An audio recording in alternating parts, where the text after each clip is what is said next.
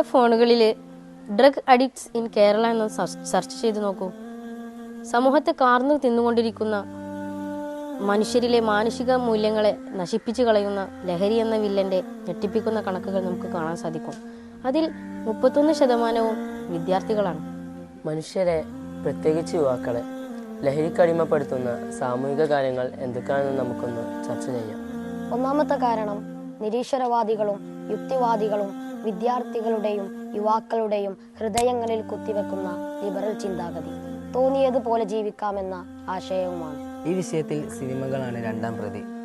സിനിമകൾ സമൂഹത്തിൽ പ്രത്യേകമായി നൽകിയ എന്തെങ്കിലും ഒരു ഗുണം ആർക്കെങ്കിലും പറയാൻ സാധിക്കുമോ?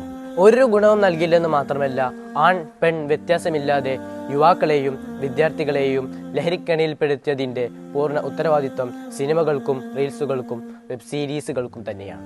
ഈ വിഷയത്തിൽ അധികാരികളുടെ അയഞ്ഞ നിലപാടാണ് കാര്യങ്ങൾ ഇത്രമാത്രം വഷളാക്കിയത്. യാതൊരു നിയന്ത്രണവുമില്ലാതെ വിദ്യാർത്ഥികളുടെ സ്കൂൾ ബാഗിൽ വരെ ലഹരിപ്പൊതികൾ എത്തിച്ചതിൻ്റെ ഉത്തരവാദിത്തം അധികാരികൾ ഏറ്റെടുത്തേ പറ്റൂ. മാതാപിതാക്കളെ കൊല്ലുന്ന മക്കളെയും അധ്യാപകരെ തെറിവിളിക്കുന്ന വിദ്യാർത്ഥികളെയും സമൂഹത്തിൽ കൂടുതലായി ഉൽപ്പാദിപ്പിക്കുന്നത് ലഹരിയും സിനിമകളുമാണെന്ന് എല്ലാവർക്കും അറിയാം.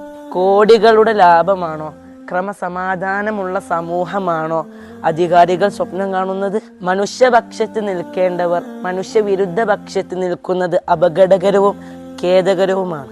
റിജിസും മിൻ അമലി ശൈത്താൻ എന്നാണ് ഖുർആനിൽ ലഹരി ഉപയോഗത്തെക്കുറിച്ച് പ്രസ്താവിച്ചിട്ടുള്ളത്.